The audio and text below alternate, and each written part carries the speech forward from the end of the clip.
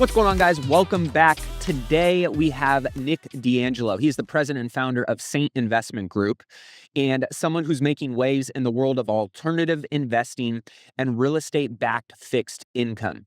Nic's investment philosophy is simple but a powerful one. Wall Street is broken, real estate is the cure. And in this episode, we unpack what that really means. We talked about why the stock market is losing its edge and where smart money is going instead. We talked about how his group, Saint Investment Group, is using discounted residential mortgages to create reliable fixed income monthly cash flow for its investors. We talked about which asset classes Nic believes have the best runway over the next decade, including industrial, small bay flex, and retail. We talked about how inflation, debt, AI, and politics are shaping the investing landscape today and into the future.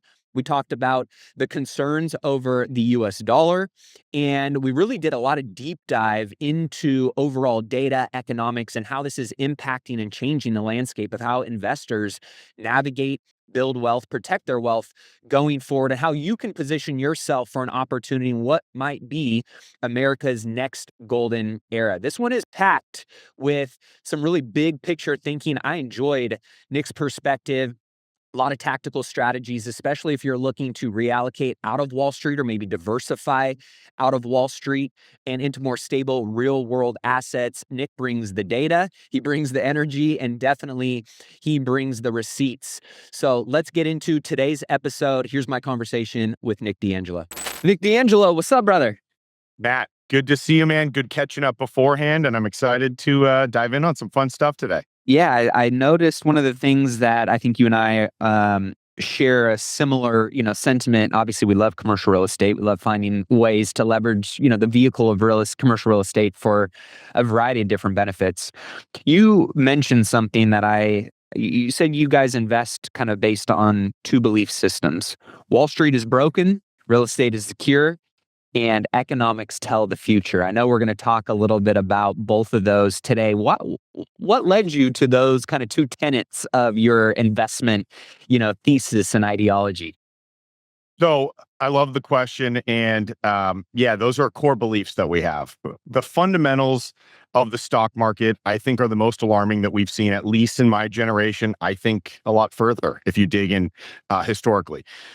If you wanted me to oversimplify just a few points to put a firm dot on that, what I'd say is this. The stock market, as you look at it today, since 1995, the number of companies has reduced by over 40%. Okay. So less companies want to go public. And the effect of that is that us as investors, listeners, all of us here that are interested in finance and building a better future through investment, we don't have access to the same diversification that we used to. Simply put. And I would argue, if you dig into the numbers more, that even many of the best companies are choosing not to go public. So it's not like the best and the brightest companies are still going into the stock market. I don't think that's the case.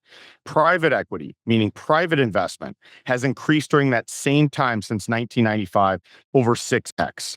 So I think the fundamental idea that the stock market is a vehicle where the best companies have access to the most people and we as investors have that diversification, I think that's out the window. So that's one. I think the solution to that, because everything, economics, et cetera, I think we need to always talk about, so what? What does that mean? What do we do about that? Yeah. I think that means that private investing, whether that's alternatives, whether that's going to private markets, those private investors have better opportunities than they've ever had today. That's the good news of that. The second is, I think economics tells the future in the way. You can say that demographics is destiny. You can say that economics tells the future in the sense that we know where many longer term trends lead, right? We can see the baby boomers. We can see Gen X, millennials, Gen Z. We know how those sizes of generations will impact things in the future. We also know in economics, things like the fact that we have 36 trillion in debt in the United States. We know things like many countries are selling off their US bonds. We know things like the debt is expected to increase. We know that that we haven't had a balanced budget since 2001 in the United States. These are things with long-term effects that have long-term impacts. So I encourage investors to always stay close to this information and always ask, so what does that mean for me? What does that mean for my portfolio? What does that mean for my future? And that's what we've been obsessed with at Saint, those two things, finding alternatives, finding the best investment alternatives to the stock market. And then the other is staying close to the economics so we can see trends 1 year, 5 years, 10 years out and be on the right side of history on those.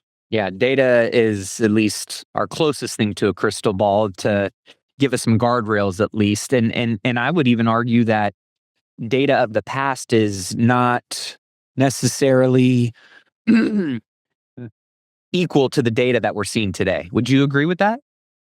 I agree. I think there's fundamental shifts where Yeah. you look at numbers of the past and they just don't apply in the same way. We see in the stock market PE ratios near record highs, depending on what sector. We see things overweighted. We see in real estate, we've seen a return shift. We've seen strategy shift. So looking at data of the past, I think it's helpful, but it's also not today's environment. So it's understanding both. I agree with you on that. Yeah. It's not necessarily indicative of the future, especially with new, layers of AI and tech and, just like you said, economic and global shifts, the policies, that are at play today versus, previous data sets. When you talk about this concern over, Wall Street, the stock market, it sounds kind of dire, little scary. Like, how do people think about and navigate? Is this going to be just a total, meltdown that comes crashing down and we're going to be the generation that, is the one to experience it? Or is there a silver lining and opportunity in all of this? I think there's always opportunity. So I try to balance both. I have some dire thoughts on many stages of the market, but Okay. I also I think want to that hear some of opens those, by the way. Oh, I'm happy to. I'll dive all the way in, but I'm always optimistic also. And in the US, we have a competitive advantage, to be clear, an unfair competitive advantage. And I'm so bullish on the US long term. So I want to always make sure that's at the very front of everything. But I think that we have a currency crisis that we need to resolve. I think that we're in a political environment where neither side really wants to affect the deficit in a positive way. And then you see that trickle into investing. So if you look at the stock market, we just hit another high for the S&P 500, right? Yeah. We should be celebrating that. But if you look at the alternative, there's this weird question of, did companies become more valuable? Did they earn those higher valuations? Or did the Forex market show that the US dollar was around 11% less? So there's more dollars required to buy the same amount of stock, right? So now we get into questions of, is a worse dollar better or is a worse dollar worse? Because at the end of the day, it takes more dollars to buy the same amount of shares of a stock for the same amount of income, if you want to think in price to earnings ratio. And that starts to be a little more complicated than everybody high-fiving over an S&P 500, right? Yeah. So, I think that the stock market's overweighted. If you look at the Magnificent Seven, it represents, I'd have to check today's number. I think it's like 30, at least a third of the market. I thought it was even higher than that. Yeah. It of was, market values. yep. 33% is what I saw last.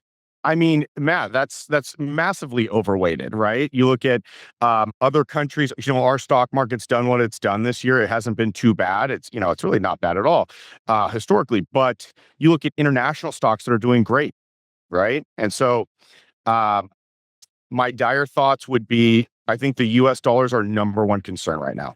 I think that the concerns behind that are fueled by overspending. Simply Yep. put, to oversimplify it. Yeah. I think 100%. that as our debt builds, we create a spiral of, we have too much debt, we print more money, then we have to go into a debt situation where we have to issue more bonds. And then on the back end, that creates more debt. And the net of that cycle is inflation. So investors being on the right side or the wrong side of inflation, I think is a question of where they're putting their money. We know the dollar's not a good place for money right now. We know that 80% plus of every dollar's been printed since 2020. So if you have one pizza, right, if you want to oversimplify this, if you cut it up, the more you cut it up, the smaller the slices. That doesn't add more pizza. We're blessed in the US that we have the greatest GDP in the world. We're blessed that we're, energy independent. We're blessed that have an amazing military that supports us and protects many of our freedoms and ideas throughout the world. But at the end of the day, the dollar situation, I think, is unresolved in the biggest way. And I think that is the biggest opportunity we have to resolve to, create a good future for the country.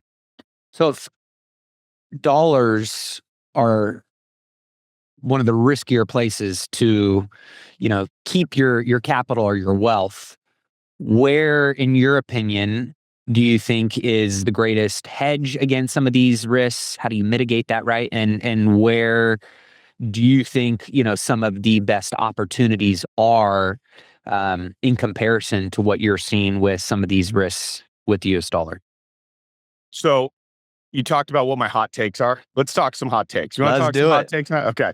Uh, I historically invested in the stock market. I historically invested in bonds. Like I said previously, I think the private markets are really the future. So, And define in for somebody that doesn't understand what you're meaning when you say a private market. Talk about that real fast.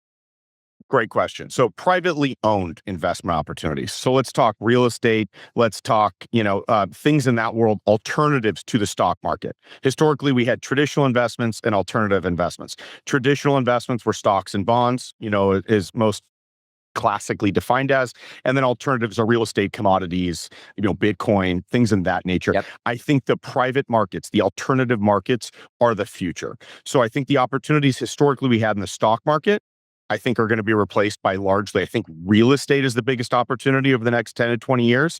And then instead of bonds, I think that's going to be replaced by fixed income strategies. So whether that's real estate backed, whether there's some other strategies in there, I think those particularly are the future of alternatives, or excuse me, are the future of things like stocks. I think you're looking at alternatives that have appreciation opportunities like real estate, tax benefits, also cash flow. Yeah. So it kind of hits all layers there. And then I think the fixed income opportunities that bonds used to have, there's many safe alternatives that are less problematic than bonds. So what I would tell investors that I believe the biggest opportunities are is for their appreciation side, for their growth side of their portfolio. I think real estate is the biggest opportunity. For fixed income, I would be looking at opportunities that are backed by cash flowing assets. Again, I'd probably choose real estate. I'm very biased. But the reason, the core of it, especially on the real estate side, is that you're dealing with an asset that gets you out of cash. It's based on a real investment. And frankly, it has competitive advantages beyond what stocks can offer. You have the tax. For me, there's three things that I'm looking for in any investment. Does it cash flow? Does it have an appreciation ability? And does it have a unique advantage? Real estate cash flows, maybe not as high if you're leaning into the appreciation side or a longer term strategy there, Yep. but it also has appreciation opportunities, amazing hedge against inflation from that perspective. And then the third, you have the tax benefit. You have that unique advantage that I don't think that many other investments today have. So that's where I say shifting the focus to the private investments. I think most of the best investments are staying private. We know statistically they're not going public. And that, so if you're focusing on the private markets, you're dealing with the best, the brightest, the biggest opportunities by a statistical percentage in today's breakdown. Well, I've never been somebody that was, considering myself the fastest, smartest, or strongest. So I always try and track those that are. And when you see a lot of the big private equity, big REITs, big hedge funds, and watch where their dollars are going, because they're way more capitalized, they're way more resourced, they're, way more capable of identifying the next trend. I remember when I first got into real estate back in 2010, and I broke into wholesaling houses. And this was back, when foreclosures were everywhere here in California. And I was locking up contracts and I was selling them to Blackstone. I was selling them to US Homes and these big funds. And I'm like, man, these guys are freaking way overpaying for these properties. Like, this is insane. Like, what, these guys are idiots. What do they know that I don't know? Well, fast forward a decade later, I mean, they were theoretically buying these houses for 30, 40, 50 cents on the dollar based on where the values are at today, right? And so when I always think about paying attention to what the big boys and girls are doing, because smart money always knows where the next opportunity, where the next trend is. And so if you can somewhat ride their data, ride their coattails and actions, oftentimes they're going to lead you into, some spaces where there's opportunity.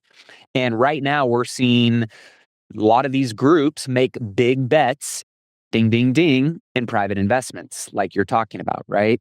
And so, with Trump trying to protect the, US dollar in some capacity on a global stage, I think yesterday he talked about, putting a 10% additional tariff on anybody that was collaborating or communicating with any of the BRICS countries. There's always kind of that little narrative, you know, hanging out there around BRICS and, will the US dollar remain the, currency reserve of the world? You got Scott Bessent saying that's not going anywhere. I've even heard, some of the Jamie Dimons and other people, kind of waver on that, but still kind of say, yep, it's not going anywhere. But it does seem like now more than ever, there feels like a real tangible, maybe not short term, but longer term threat. And therefore, people are reallocating, repositioning accordingly. And you guys have done that as well. So I'm just curious,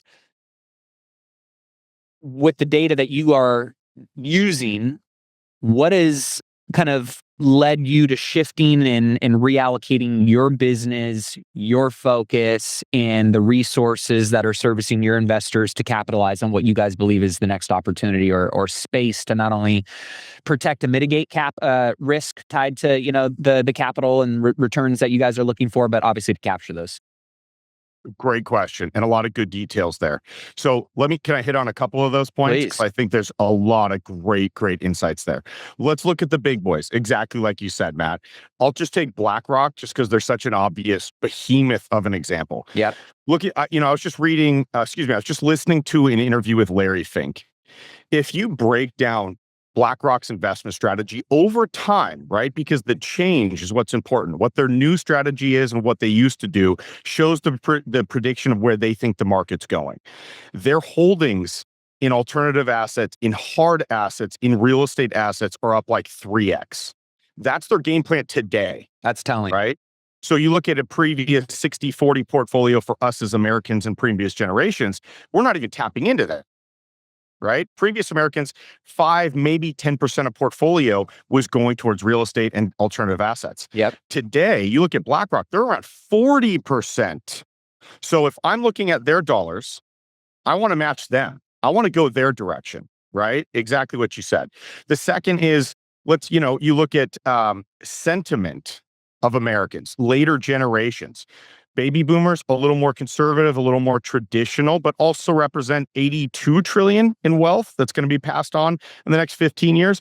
The generations that will recover that wealth, Gen X, especially millennials, right? Mostly the children of baby boomers, and then Gen Z. If you look at the trends of their trust, our trust, I'm a millennial, our trust in the real estate markets, it's about 3x what previous generations were. That's on trend much more closely with what BlackRock thinks as well. Yeah. So that's the trend that I see. That's the trend in the future. I think real estate has a huge opportunity because of that. But the future of the US dollar, like you said, hey, BRICS pay, they've talked about BRICS pay. What do we look at it like? Is the US dollar going to fall from the sky? Are we going to completely walk away from it? Is the world going to move on? I think the biggest question that I have is not, are we managing our currency perfectly? I think we all know that's not the case, right? But the bigger question is, it's like boxing or UFC or whoever. It's like, well, who's going to dethrone that person? Exactly. Who's going to dethrone the champ? And the reality is, it's a short list of even discussable possibilities. You got the euro, right? No, right? We're talking less than 3% of global trades on euro. The euro has plenty of problems on their own: demographic collapse, economic issues on the horizon, major issues. Really, they look to the US for a lot of leadership and support and economic and military, et cetera. So we know it's probably not the euro. Then we can get into, well, what about China, right? Big economy. We're diametrically opposed to China in many ways right now. We're negotiating, big trade discussions. They're withholding precious metals, precious earths, rare earths from us, right? We're in this kind of locking of horns.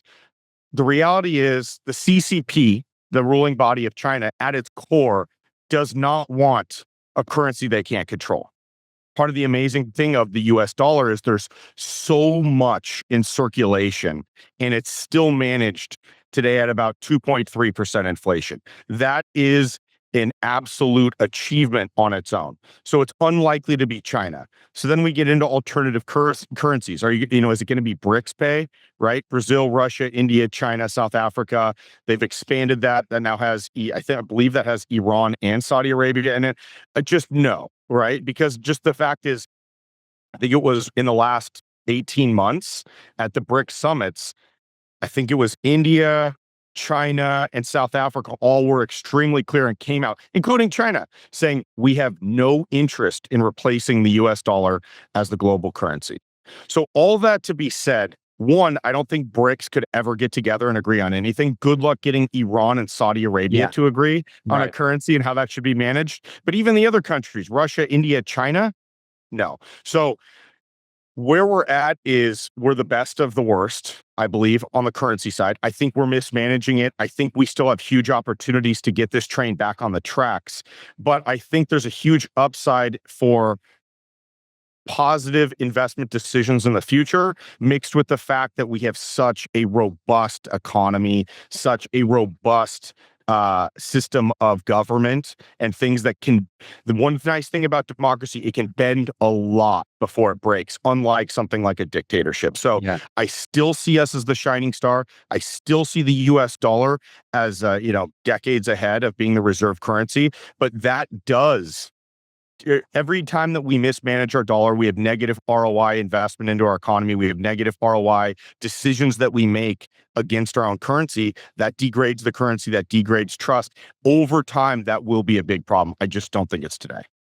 So let's shift over to the One Big Beautiful Bill Act and talking about more spending, talking about a mismanaged, budget and deficit continuing to increase.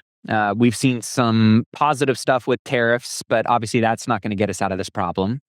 We have recalibrated some of the trade deals. We've gotten a lot of foreign investment. I forget where it's at, but trillions of dollars at this stage with Trump, bringing in more every single day.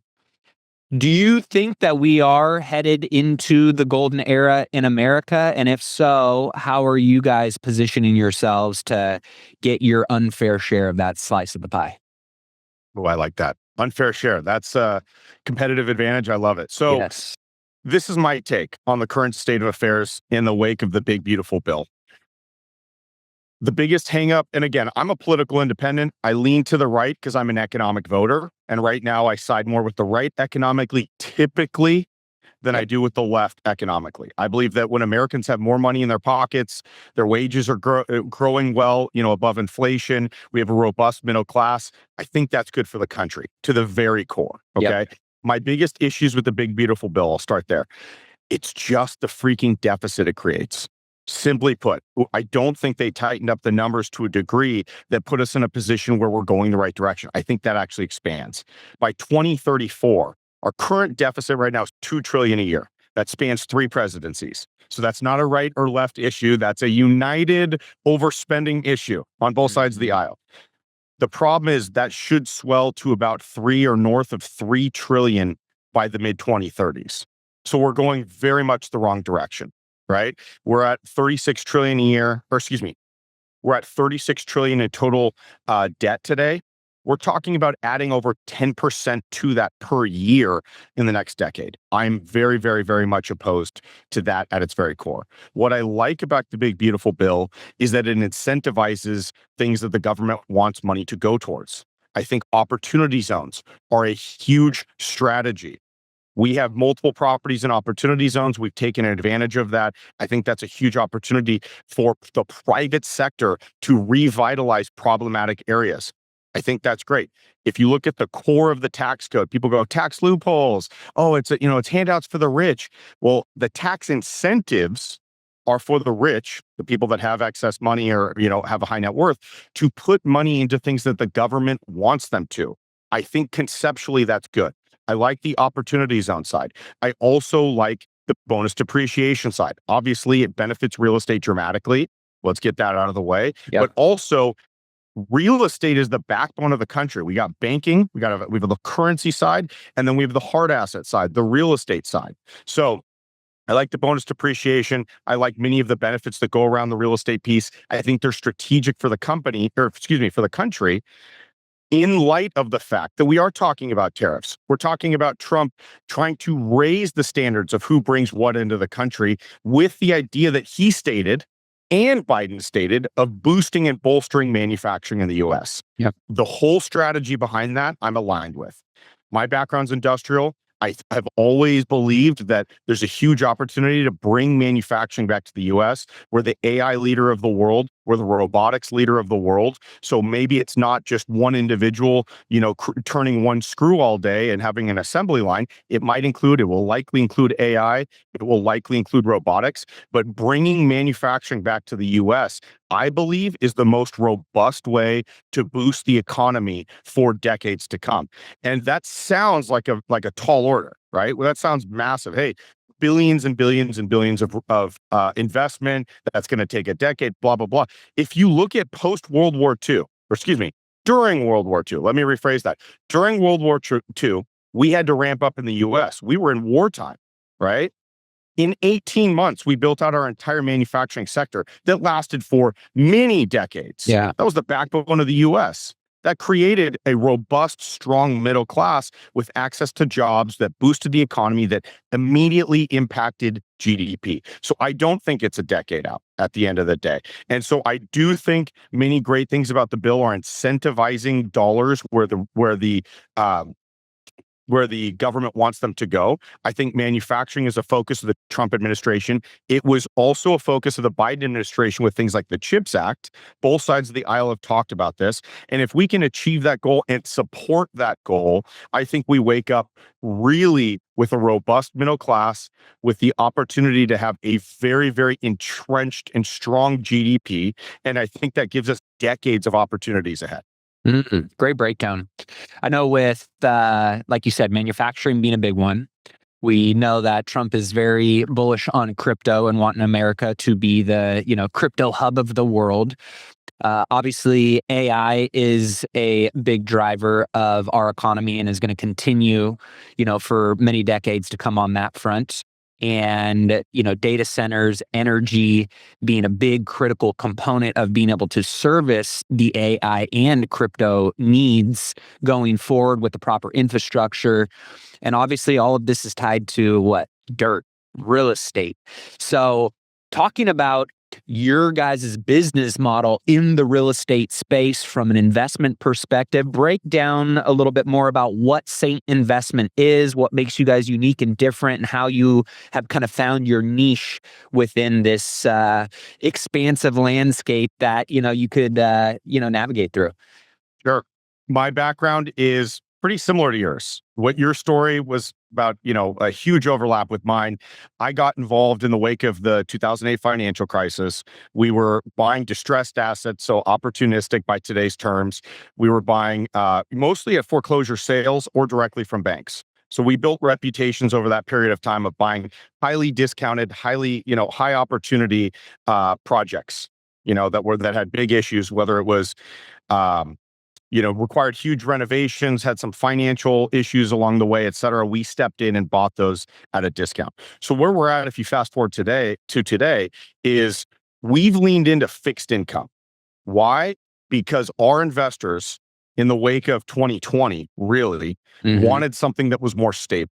They said, look, Nick, we've had great returns. Our average IRR is around 35.5%. So we're very proud of our syndication projects. Those numbers don't really exist consistently in today's market. Yeah. So our investors, many older, many shifting to retirement or in retirement, wanted something that paid fixed returns. So on our side, we were tasked with shifting focus to find assets in real estate. Again, that's our core. We focus only on real estate to find assets that would give 10, 20, 30 years of payments, consistency, and backed by an asset class that was rock solid and appeared to be rock solid by demographics and economics for an extended period of time. What we found as the number one opportunity for fixed income in real estate in today's market were single family mortgages. So our model today is we buy mortgages at a discount. There's usually some payment issues at some stage, whether they've missed payments or they have a rolling balance from COVID, or they're not making payments altogether. We buy those at a discount. We get those reperforming, and then those cash flow with 20, 30 years of payments ahead. Those payments are distributed to our investors, and we can reliably count on longer term cash flow on that side. The other half of what we're looking at opportunity wise is the industrial sector. I'm extremely bullish on industrial for all the reasons that I said, manufacturing particularly, but also distribution, because those goods have to get around the country as well. So I think there's huge opportunities on those two. That's what we're focused on with the biggest upside for the next decade plus. Beautiful. I recently was reading an article this morning. I think it was like CRE Daily had put out that forget what group it was, and maybe it was Blackstone that was starting to allocate a fund arm towards smaller industrial, small bay, flex space. And to your point, right? I mean, obviously there's been these big bets on your credit grade tenants and these national brands that are doing big manufacturing, heavy industrial. But then there has been this kind of trickle down effect, right? Especially with somewhat of the democratization of distribution, of e-commerce, and this, need and desire for speed and velocity and proximity to your, and now all of a sudden an asset class that was, that's too small for us on an institutional level is becoming the next frontier that they're looking at parking dollars. What are your thoughts on that? I think it's smart. I have a soft spot for their asset managers and their property managers, because the smaller the space and industrial, the more headaches. That's just kind of the fact of how that asset class is managed. That said, small bay industrial or industrial parks, which are almost run like retail centers or storage facilities, et cetera, those have unique business opportunities. And if they're run well, you can push returns in a very interesting direction. Yeah. So more units, you can really push returns in great ways. We focus on kind of that mid-size, that like 40,000 to 100,000 square feet. We really have a niche there where our size of our properties are a little too small for institutional to be involved. And we're a little too big for the mom and pop 3 dentists that, combine cash and go in on a deal. Yeah. So we like that middle space. But the fact that big dollars or really big institutions are going in does not surprise me, because they can do it at scale. So they can build out asset management teams to cover a country, buy 100 projects, and really build a whole team around it. That doesn't surprise me. There are great opportunities on that side. And I think the industrial sector is still ripe for an amazing decade ahead. Any other asset classes that maybe you guys aren't necessarily allocating dollars towards, but that you see having a, strong horizon ahead of them? So I'll always say that I think multifamily is a good opportunity over the long term. Why? It's not because pricing, let's get that out of the way, because we know that I think it was 2022, where they're selling at 3.5 caps, right? You're spending 30 plus years, or you're paying upfront for 30 plus years of cash flow. That seems crazy. But multifamily is extremely blessed. They have great debt. They have government support. They have local support. They need that asset class in so many areas. So they get benefits that other asset classes don't get. What I would say is, so I think that multifamily actually has a positive horizon on that, although we don't focus on that or allocate to that today. I like retail. If you look at the story of retail in today's market, retail had this retail apocalypse, a decade ago, right? It was a real problem. I started my career in retail. My partners were very bullish on it, 15 plus years ago. I think there's a great opportunity. Then there's the retail apocalypse, especially, around the 2020 era, where nobody could leave their houses by government mandate, right? That was a scary time for the retail industry. We still have retail in our portfolio. We've been seeing it tick up dramatically. We've been seeing a huge interest increase. And if you look at the numbers, especially delinquency rates of loans, et cetera, with retail, it's doing better than many other asset classes, which nobody really saw on the horizon that wasn't looking very in depth. So I think retail starting to pick up in a big way and be a great opportunity as well. Again, we're not allocating there. We keep our strategy very simple. We're just focusing on the single family mortgages and the industrial sector. But I got my eye on retail, and I think there's positive things ahead for retail as well. Well, as a retail investor, I love hearing that. And I agree with you. I would love to know more about how you are sharpening your skills. What places are you, tapping into for data? What are you reading? What ecosystems and, kind of networks are you plugged in to, keep at the forefront of doing what you do at such a high level? I Great question. And I think to be an astute investor in today's market, you have to, right? I think in the past things moved much slower, and I think today they're moving so quickly that, like you said much earlier in our conversation, today's data moves so quickly, Yeah. and it almost makes some of the previous data outdated. So here's what we're looking at today. We are looking at things like jobs consistently. We keep, a pulse on that. If you look at the Federal Reserve, they have that dual mandate of inflation and employment. Yep. So we're keeping a very close eye on that, because that likely will indicate not just the early signs of a recession, but also the early signs of rate changes. So we keep very close to job data. We're looking at that as jobless claims, projections on jobless claims, different industries and what those trends are, whether it's hospitality, government, et cetera. We're looking kind of across the board to see what what we would be seeing in the future. We're very close to inflation. We stay very close to the drivers of inflation, looking at PCE, CPI. Both are inflation measures. PCE is in favor today with the Federal Reserve, but we also look at PPI, producer price index. Yep. So it's a little bit of a precursor to CPI or PCE. It's what the producers, the manufacturers, are incurring on their prices, what they're seeing, because oftentimes that's a leading indicator. So we're trying to find a lot of leading indicator opportunities on that. And then obviously we're drilling down deeply into local data. So on the industrial markets, we only operate in two markets. We love those markets. We think that they're, great, and the drivers of those are great. And we're looking very closely at that data, also with the broader manufacturing trends, how AI is impacting, how things like new asset classes or subclasses within industrial are evolving. Things like data centers. Very interesting asset class. I like those unique opportunities. I think many of those, I think there will be a cap. I don't think we're going to have endless data center opportunities. I don't think that's going to be a forever opportunity. But I think that the opportunities that get in today, you'll see a great opportunity ahead for a long period of time for those that are entrenched. So it's staying ahead of the trends. We're looking at data. We have an entire economic tracker with our team that covers, I think, like 26 different data points for the economy. And then one of those is going to be the US dollar. What's the strength of the dollar? What is the impact of inflation? What's the Forex, the foreign exchange impact on the dollar right now?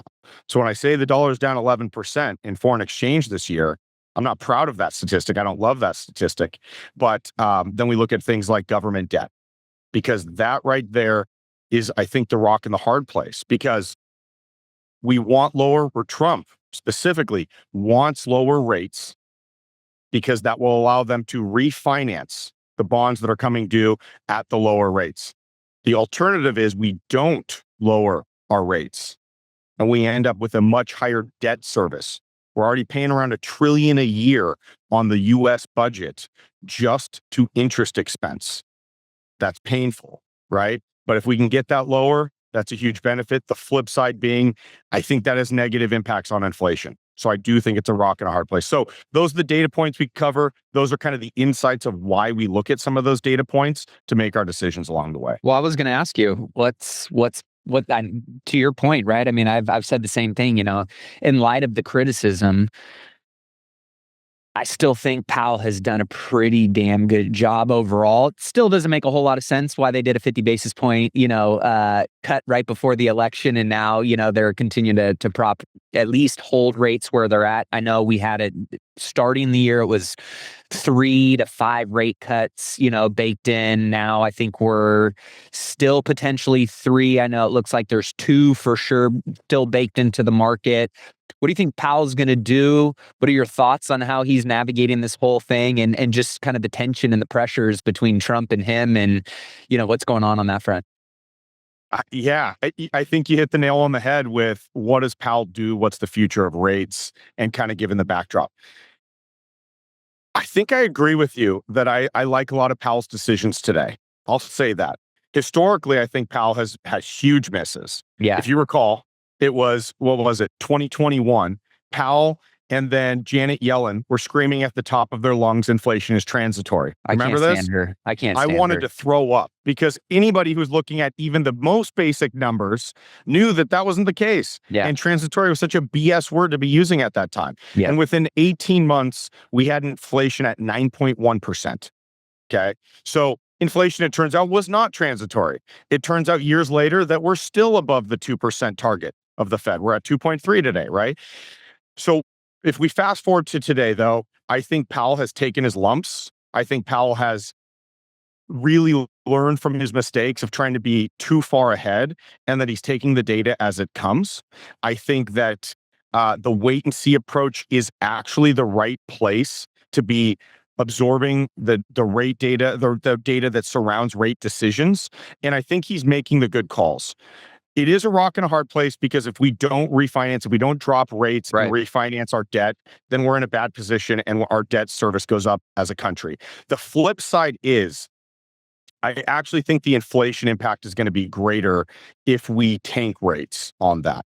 My net thought, if you zoom out over a longer period of time, Yeah, really, let's zoom out 100 years. The average rate in the US is between about 5 and 6% for retail mortgages, right? We're just a little we're right higher there. than that. I think we stick there for an extended period of time if we're being diligent and balanced with the dual mandate of the Fed, which is to maintain employment and maintain low inflation around 2%. I actually think we should be sticking there for the extended period of time. If there's a recession, I think he should drop rates. If there's major issues, maybe with inflation, I think he raises rates. And I think those are good decisions. But I'm actually aligned as much as I don't like many of the past decisions of Jerome Powell. And I think just the same as you on Janet Yellen, I think she's not the brightest bulb. I think that today's decisions are correct. And I think Trump leaning into that is complicated and probably more political.